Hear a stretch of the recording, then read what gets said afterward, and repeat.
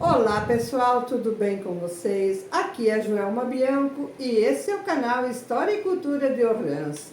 Nesse dia 1º de março de 2025, dando sequência aqui na entrevista com o padre Elias de la Justina, o momento dele falar mais sobre história. História da comunidade de origem, né, padre Elias? Rio das Furnas, em que ele escreveu um livro. Também você escreveu outro livro, né, padre? Sim.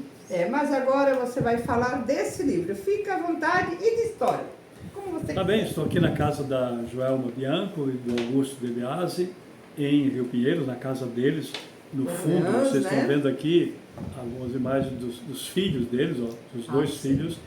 E a gente tem a alegria dela nos acolher aqui em sua casa nesse dia 1º de março de 2025. E Rio das Furnas, comunidade que começou está aqui o livro, começou em 1888. Haviam algumas pessoas que já residiam ali, índios e nativos que subiam mato acima, etc. Mas oficialmente, pela colonização de Grã-Pará, começou em 1888. E os primeiros que compraram terra e que foram morar no Rio das Furnas, moravam aqui no Rio Pinheiros, onde haviam comprado terra aqui junto à colônia Grã-Pará. Os que foram morar no Rio das Furnas eram Francesco de la Justina, que é o meu bisnono, e o Francesco Betti.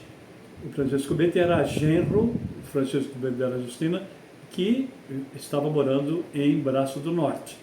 Então, eles compraram e foram residir no Rio das Furnas. Como é que a gente sabe?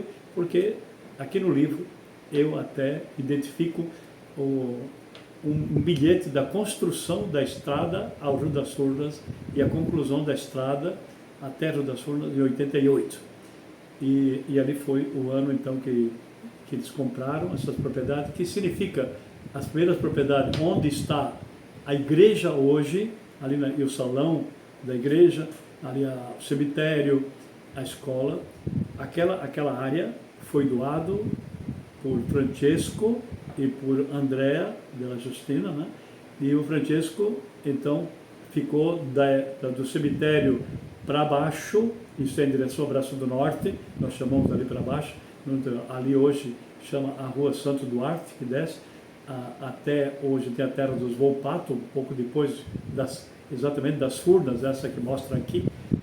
Hoje tem o Recanto dos Cavaleiros, um pouquinho para baixo do Recanto dos Cavaleiros. Ali no Recanto dos Cavaleiros, o Francesco é que foi residir. Então, ali foi a sua primeira residência, onde hoje está construído o Recanto dos Cavaleiros. E o André ficou residindo ali ao lado, no lado mais então norte da igreja, ao lado do cemitério, na verdade, então, né? Aquelas aquelas terras que ficavam lá do cemitério, que ele comprou. O André casou com, que é sobrinho do Francesco, o pai dele morava em Braço do Norte, veio da Itália também, o Domingos, e ele casou com uma Ghisone, né? que acabou depois também dando bastante nome à Rio das Furnas. Eu fiz interessado em saber como foi o início do Rio das Furnas. Acabei fazendo pesquisa em documentos, principalmente aqui no museu ao ar livre, ou em livros, especialmente o Lotin. Eu sei, Lotin me ajudou muito, ele tem vários livros publicados sobre a colonização, e muita pesquisa também oral. E praticamente visitei quase todas as casas do Rio das Furnas, falando com as pessoas mais idosas, recolhendo algum material e perguntando de histórias, sabendo um pouco o que se sabia do passado da nossa comunidade. Realmente eu me surpreendi, algumas coisas muito interessantes, outras um pouco repetitivas. Não é que seja um livro de história, mas tem aqui material importante para que a gente possa recordar ou saber como foi o início da comunidade de Rio das Furnas, né? Então, aqui na capa de Rio das Furnas, nós temos aqui uma foto de uma furna que fica exatamente ali próximo da nossa casa, da casa onde eu nasci. Eu ia tomar banho abaixo dessa furna aqui. Essa é uma cascata, chama furna porque o rio, durante o seu trajeto que nasce nas Furninhas até Solutgel, onde desemboca Rio Pinheiro Baixo, né? Ali desemboca o Rio das Furnas, ele tem 3 furnas. Furna significa ele se some debaixo da terra. O italiano chamava de forna. Então acabou sendo Furnas. Rio das Furnas é porque o rio de repente sumia. Lá na primeira furna, que fica lá junto do Soba Laje, é uma laje de pedra. Em cima dessa laje eles fizeram praticamente a primeira ponte, a estrada. Ele está lá ainda. Passa às vezes ainda, faz algumas coisas com cavaleiros, faz passagem por lá. É uma grande laje de pedra que por baixo corre o rio, dali a pouco ele aparece 20 metros outra vez, continua o rio. Este aqui é a mesma coisa, ele se some junto da fecularia, que foi colocada depois, a fecularia do São Mário Furlan, antigamente, né? E ali hoje tem árvores, mas eles se somem debaixo da terra e aparece depois. E a terceira furna fica mais próximo, já ali das 3 divisas. Quem vai é Solutgel, onde morava o Schlickmann, o terreno deles ali, por ali que fica essa terceira furna. O Rio das Furnas era um rio com muita queda, então, queda d'água. Então, ao longo dele, montaram muitas coisas que eram geradas por água. Por exemplo, engenho de farinha tinha inúmeros, nem vou agora dizer quantos, isto logo após a colonização, né? Engenho de farinha, tafonas, alambique, de cascador de arroz, e também fécula. Féculas eram umas 2, 3 féculas assim maiores também, que tinha ali no Rio das Furnas, e uma ali em Solutgel, hoje, antes do Rio Pinheiro, que tem uma queda d'água, onde eles também fazem hoje energia tirada da água, ali também, né? Que é o neto do seu Renato Schlickmann, que reside ali hoje. Então, por isso, Rio das Furnas, e eu tive o desejo de conhecer um pouquinho melhor. Durante mais de 10 anos, fiquei montando, pesquisando, conversando e organizando, e acabei depois deixando por escrito este livro, com algumas fotos, com alguns documentos que a gente fez, que acho que seria bem interessante. As famílias que vieram naquele período inicial. Então, o Rio das Furnas começou em 1888, mas a maior parte das famílias que veio morar em Rio das Furnas foi em 1892, porque nessa época as famílias que vieram da Itália para Grã-Pará e foram mandados para a Ilha Grande não se deram bem lá. E então a maioria das famílias que foram para Grã-Pará, Ilha Grande, vieram para Rio das Furnas porque, além deles serem conhecidos lá na Itália, ser da mesma região, Rio das Furnas começava a ter locais, prosperidade. Tinha ali também fábricas de banha. Teve uma época que Rio das Furnas teve 3 fábricas de banha. Teve uma grande cooperativa agrícola. Rio das Furnas foi cartório e sede do cartório de Grã-Pará de 1914 até 1926. Se você hoje vai no cartório de Grã-Pará, nesse período, os livros foram todos eles feitos em Rio das Furnas, que tinha correio também. Era um distrito, né? Esse distrito ele foi meio desativado, mas hoje ele continua com o título de distrito desativado, mas continua até hoje ainda, como a gente está mostrando aqui no livro também, né? Então nós temos um pouco de uma história de muitas famílias Eu estou lembrando a história de uma família que veio para o Rio das Furnas, a família Antonello, que hoje tem bastantes moradores. Antonello lá no Rio do Meio, em Grã-Pará, né? Na Barra do Rio do Meio. A família do Emílio Antonello veio da Itália com a esposa, os filhos pequenos e o pai dele. Chegou de trem a Orleans e perguntou onde estavam os moradores, os amigos dele, e a maioria disse que era do Rio Pinheiros e do Rio das Furnas, que as duas comunidades vizinhas umas das outras. E acontece que não tinha mais propriedade para ser vendida, a empresa não tinha mais propriedade. Disseram a ele que ele se quisesse, ele poderia procurar uma propriedade que a empresa dispunha e podia vender a ele na Ilha Grande, em Grã-Pará.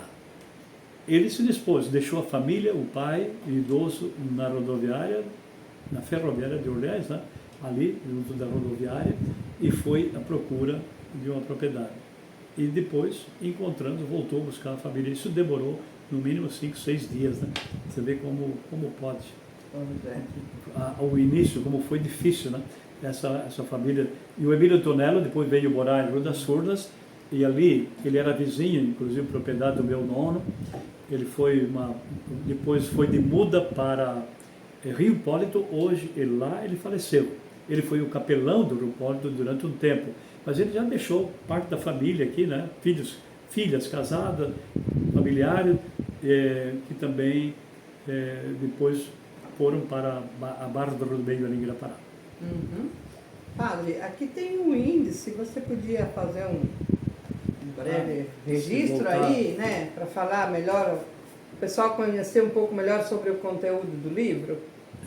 Aqui no índice deste livro, a gente fala primeiro de Rio das Furnas, onde está localizado, como é que a gente pode entender, eu já falei ainda há pouquinho do porquê do nome, os primeiros habitantes. A gente sabe que lá também tinha índios, né? Inclusive eu conversei com pessoas que estão registradas aqui nesse livro, em entrevistas, de que eles contam, que os avós contavam, que os índios moravam ali, que tinha alguns atritos, etc., né?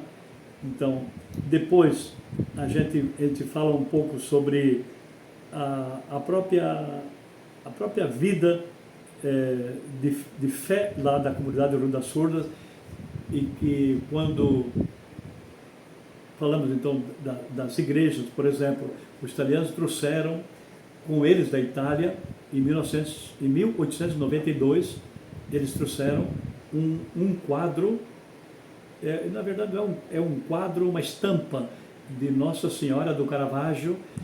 Por quê? Caravaggio não tinha nada a ver com o Vêneto, nem com o Vittorio Vêneto, mas era uma devoção muito divulgada, porque Caravaggio era a padroeira da cidade de Treviso. Treviso era a capital do Vêneto, a capital ali, não é a província de Vittorio Vêneto, a capital é Veneza, aliás, né? Então, tinha a ver com eles tinham a devoção à Senhora do Caravaggio e trouxeram essa estampa que você pode ver lá no Rio das Furnas até hoje, está lá conservada, que veio junto com eles uma estampa, um pano pintado, dobrado, e que hoje a gente colocou numa moldura, está lá cuidada, um pouco conservada. Aí eles colocaram aquela moldura, então, numa capela feita a pau a pique, a primeira, né? Feita assim, ainda com bastante simplicidade. Depois foi construída a primeira igreja do Rio das Furnas, que foi destruída agora em 1970, e depois de 76, né, 77. Essa igreja, o Dom Anselmo, quando uma vez esteve lá, escreveu no livro Tombo de Braço Norte, que ela parecia mais uma fachada de catedral do que de uma capela. Era uma igreja de 2 torres, bem imponentes, né? Depois foi destruída devido a problemas com a laje. Ela foi construída em cima de uma grande laje, e essa laje, aquela época de 74, ela se movimentou. Por causa da enchente, né, padre? Isso, devido à enchente de 74. a Lages, que fica junto ao cemitério, a Lages se movimentou e a igreja meio que pendeu uma das torres que começou a rachar. Então ficou-se com medo de que a igreja ia cair, então acabaram destruindo. É uma pena, podia ser talvez ter estudado e deixado, mas em todo caso era aquela igreja ali antiga também. O Rio da Sorna, durante muito tempo, foi capela de Orleans, e hoje é uma capela da paróquia de Braço do Norte, né? Então, a família Cordioli foi a família capelã do Rio das Sornas. É uma família que ajudou demais, não só nas construções, mas ele também na direção espiritual. Eu falei com a Olívia, fui em São Paulo fazer uma visita, fazer uma entrevista com ela, que eu até transcrevo aqui no livro, com a Olívia Cordioli, que tinha 100 anos, mas tinha uma memória fantástica. Então ela lembrava bem do passado. Ela tinha sido catequista quando morava ainda como jovem, se até em 2013, quando eu estive com ela, 2014, quando eu entrevistei, ela tinha 100 anos, ela foi catequista com 18 anos, você vê só onde nós estamos. Então ela vai lembrar bem de uma história lá pelos idos da década de 30, de 40, e ela lembrava do vô dela, do pai dela. Tem uma história do vô dela, que veio da Itália, como também o pai dela veio da Itália, que morreu e fizeram o velório dele dentro de casa, isto é, e botaram a mesa do jantar dele, passou a ser o local de colocar o caixão, porque o caixão foi construído ali também, fizeram as 4 tábuas, né? Sim. Mas como ele tinha 2 cachorros, que eram os seus companheiros, ele chamava os companheiros. Sim. Então, esses cachorros ficavam debaixo da mesa e em cima estava o caixão, né? E não saíam dali durante todo o velório. Tocavam os cachorros de casa e eles não saíam. Ficavam ali como que junto com um amigo, naquela hora. E também que no dia seguinte do enterro, os cachorros tentaram cavar a terra onde estava o túmulo dele, que é a época que fazia um túmulo na terra, sim, né? Sim. Os cachorros tentaram cavar o chão. Para ver, não só a amizade, que o cachorro tem um sentimento importante. Então, essa família Cordioli foi uma família que marcou bastante o lado religioso, até a época de que eles se mudaram, alguns para São Paulo e também para Braço do Norte. E aí, então, outras pessoas assumiram. Na época foi o seu Santo Duarte, que também ficou capelão durante muito tempo, que a gente, Rio da Sorna, tem uma grande gratidão a ele. Era uma pessoa muito, muito simples, sem muito estudo, mas sabia ler, então podia ser capelão. De fato, ele não tinha preparo, não teve curso de liturgia, não se preparou nada, mas ele sabia ler, sabia rezar o terço e a preparação dele. O Tony Coan, que deve lembrar bem do seu Santo Duarte do Rio da Sorna, como também o seu João Peron, que era meu parente lá na Surninha, que também ficou capelão muito tempo também, né? Também, né? E então o seu santo foi o nosso capelão. Teve na época em que o santo Duarte não é sobrenome italiano.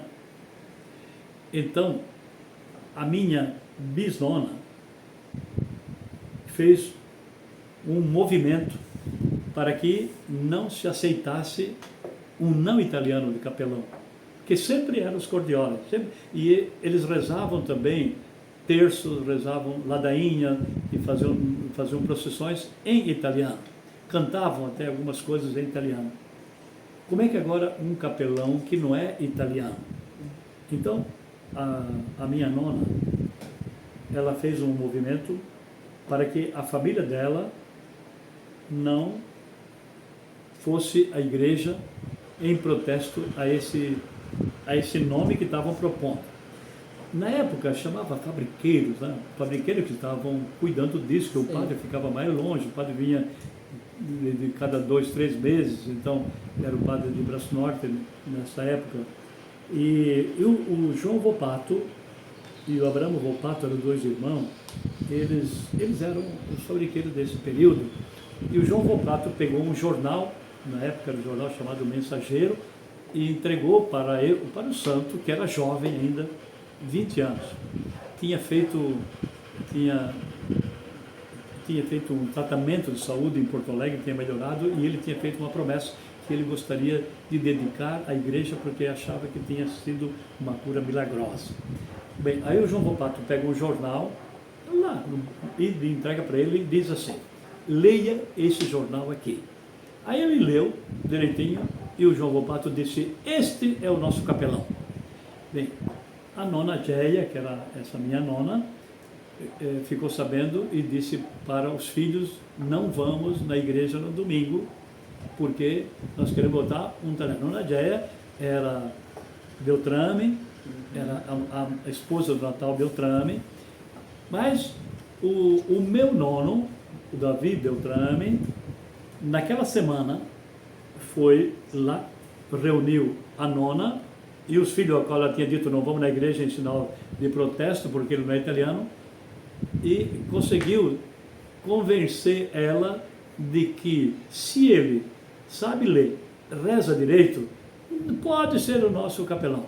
E de fato o meu nono convenceu a mãe dele para que ela também aceitasse, e ela voltou então para a igreja. Olha só, uma vez lá no passado era em latim também, né? Okay? Era em latim, rezava em latim também. E o padre ficava de costa para a igreja, né?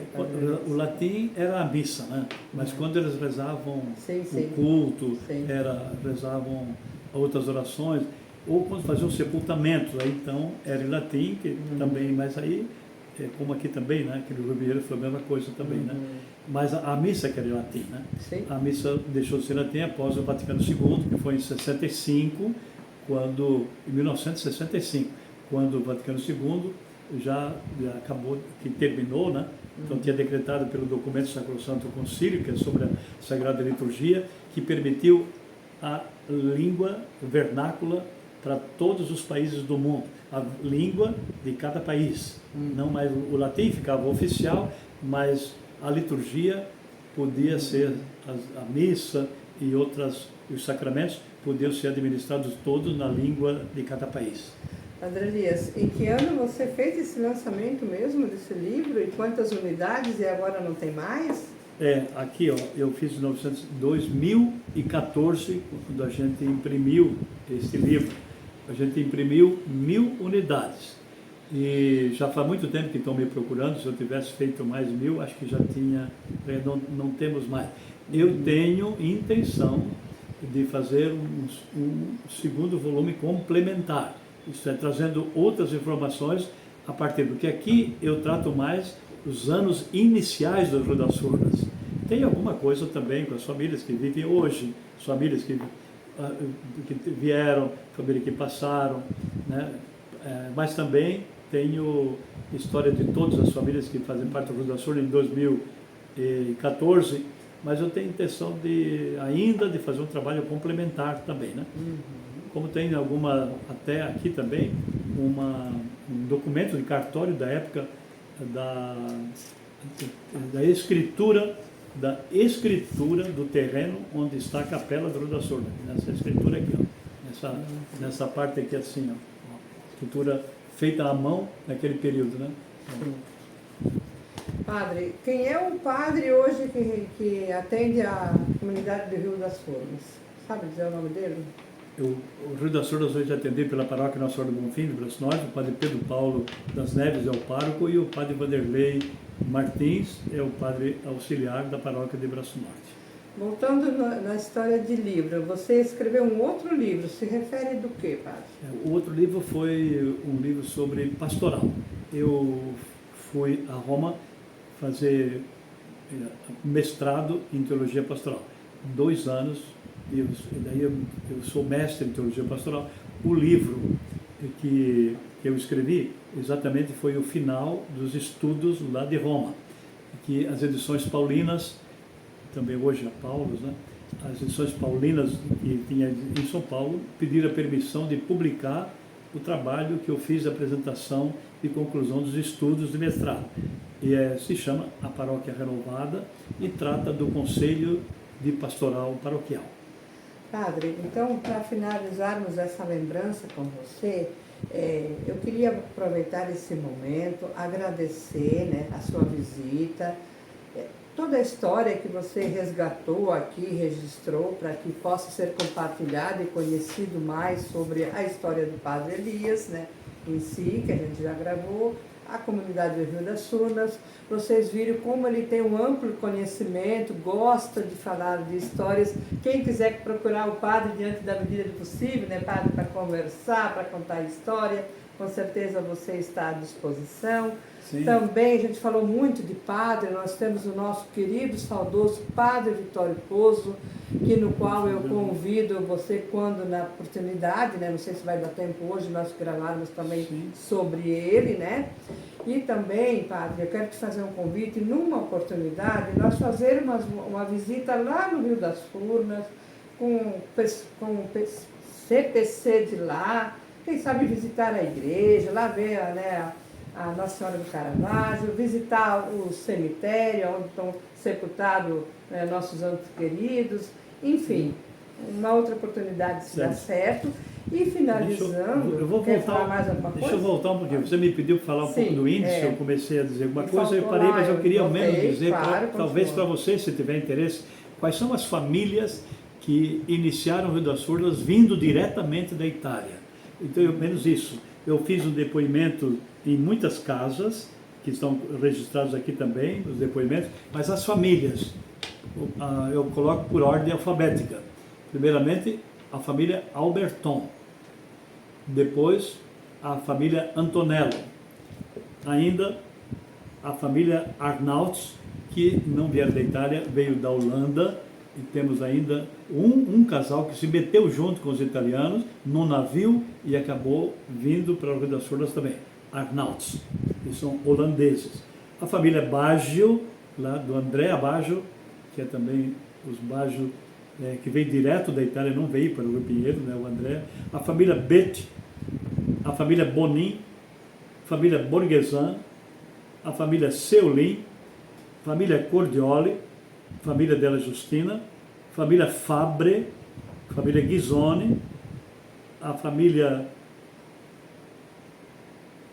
Lorenzoni, Eisen, esses já eram alemães, mas acabavam estando junto com a família italiana, família Perin, a família Peron, a família então Salvalaggio, família Redivo, família Schisato, família Stopassoli, a família Tison, ainda a família Turasi, a família Volpato, a família Zanini e ainda outras famílias que a gente acabou, que não vieram direto, mas que vieram juntos, alguns elementos habitar com essa vida. Então você vê, há um grupo de 20 e poucas famílias que formaram o início da comunidade Rio das Furnas. Padre, nós comentamos no vídeo anterior das religiosas e aproveita para dizer quem foi que deu os depoimentos para você também. Quem deu os depoimentos para mim aqui, até você poderia ler para mim, o Joelma aqui, os depoimentos, vou te pedir essa ajuda também. Tá. É fácil, você pega o livro aqui. E os livros da quais eu fui em casa são depoimentos muito interessantes. Agenor Arnaudes, Augustinho Stopassoli, Ana Marangoni Furlão, Ângelo Salvalaggio, Benjamin Volpato, falecido e conhecido, Celestina Ghisoni relata a palmatória, Cipriano Volpato, Elias Volpato Baggio, Gersino Menegasso, Henriqueta Perim Arnauts, Graciano Volpato Baggio e Isaltino Dutra. Tem mais aqui? José Cipriano Volpato, Lauro Salvalaggio, Marcos Turasi, Maria Duarte Rinaldi, Maria Borghesão Orben, Mussolini Volpato, Nereu Ghisoni, Nobile Volpato, Olivia Cordioli, Oriente della Justina e Dorsolina Beltrame della Meus Justina. pais. Padre Raimundo Ghisoni, agora falecido, né? Também da Regina. Oi? É da família. Regina Volpato Beltrame e Santina Baggio Zanini. Ela faleceu agora de pouco, né? Isso. Com 100 anos, 100 anos, né? isso. Então, o Padre Raimundo também é família, porque a família do Padre Raimundo veio para o Rio das Flores, a família do Francisco Ghisoni, que eu estou mostrando um pouco antes do Francisco Ghisoni, né? Inclusive, a tia do Padre Raimundo, ela casou com o dela Justina, que eu já falei ainda há pouquinho, né? Aqui temos os personagens de nossa história, as religiosas que comentamos no vídeo anterior. Depois temos Celeste Francisco Ghisoni, Constantino Cordioli é o diácono da Solidariedade, David Natal Beltrame. Esse foi o David Beltrame, que é o meu nono avô. Ele foi o primeiro presidente da Câmara dos Vereadores de Grã-Pará e também foi vereador, né, de Grã-Pará. Dorsolina Beltrame della Justina. Que é a minha mãe. Padre Elias della Justina, você, Ervilásio Volpato, Padre Luiz João Cordioli, o músico, Isso. Santos Duarte, o capelão, Sinésio Volpato, o empresário que deu certo. O Sinésio Volpato foi o que iniciou a Vêneto ali em Nova Veneza, Frangos, Vêneto. Ali. Valentim Luiz Seulin, o colono que virou prefeito. Valentim Luiz Seulin foi do Rio das Flores, prefeito de Orleans, né? Mário Furlão, o vereador. Comerciantes e profissionais liberais, Rio das Furnas, Nelo Mondo. Gratidão dos pioneiros. Lembramos alguns dos nomes. Eu li o nome do Padre Cornélio dentro desse livro. Ele colaborou também. com pesquisas? Nas pesquisas? Não tanto. O Padre Cornélio apenas acompanhou, a gente conversou com ele, mas não tem diretamente o acompanhamento dele. Padre Elias, então, finalizando essa lembrança, você que é religioso, eu gostaria que você deixasse uma mensagem a todos que estarão assistindo esse vídeo, né, que fique uma mensagem de fé, de esperança. Hoje em dia, né, que muitas pessoas estão felizes, mas às vezes uma felicidade, né, que não é completa, porque muitas vezes buscam a felicidade em bens materiais e deixam Deus às vezes em segundo plano, né? Existe muita depressão. Gostaria que você deixasse uma mensagem de fé e de esperança a todos. E gratidão por essa oportunidade também de você talvez a mensagem que eu deixaria, já que nós estamos falando um pouco de história, revendo a história, trazendo a história mais perto, é que assim, procuremos cuidar um pouco da nossa vida. Nós não somos independentes, nós temos uma história. A gente é como um galho de uma árvore. Então vamos conhecer bem essa árvore e também deixar na memória aquilo que foi o passado. Procurar ter presente na nossa vida. Porque a gente passa nesse mundo, mas a gente deixa a marca, não é isso? E por mais que a gente não lembre, mas certamente que os nossos antepassados deixaram uma marca em nós também. Eu acho que nós devemos ser agradecidos, como diz aquela música, aos nossos nonos, devemos ser agradecidos porque eles enfrentaram umas dificuldades, mas venceram. E nós também, eu acho que devemos ser vencedores. Quando os que vierem depois de nós olharem para trás, eles vão também dizer alguma coisa de nós, também vendo a nossa história e reconhecendo também o que nós fomos. Então, reconhecer, cuidar e voltar, porque ali tem base da nossa vida. E também, acho que a gente deve rezar por aqueles que nos antecederam, para que eles possam viver nessa paz do Senhor. Eles deixaram para nós um grande legado, que é a fé, o amor ao trabalho, o amor à natureza. Nós estamos num ano que a campanha Fraternidade está falando sobre a ecologia integral. Os nossos antepassados não destruíram aqui onde eles colonizaram. Eles colonizaram, mas eles cuidaram da natureza. Tiveram que destruir para construir casas, destruir algumas árvores, espaços para agricultura, ou mesmo para cuidado do plantio, do pasto e assim por diante, né? Mas eles não destruíram a natureza. Nossas águas, cuidar dos nossos peixes, nossas aves.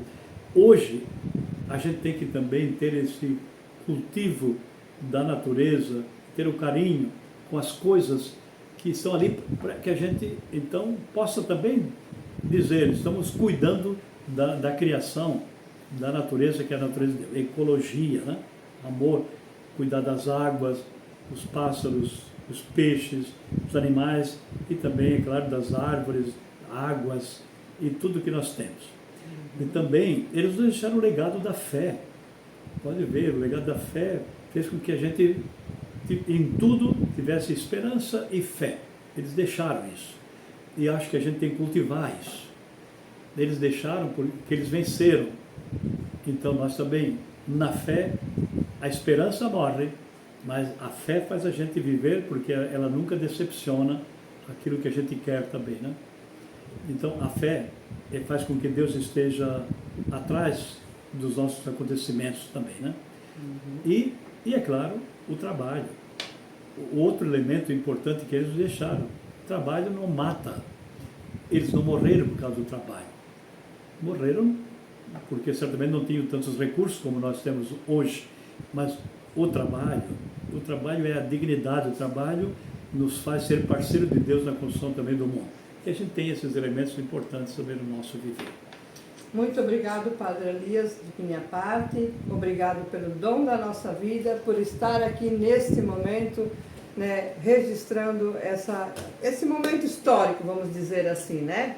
Muito obrigado por essa contribuição para o canal História e Cultura, para quem puder assistir e resgatar um pouco de história, tá? De minha parte. Obrigado e passe bem. Se vocês gostaram desse vídeo, então curte, compartilhe, se inscreva no canal se não estão inscritos, deixe seu comentário. O meu muito obrigado e até o próximo vídeo.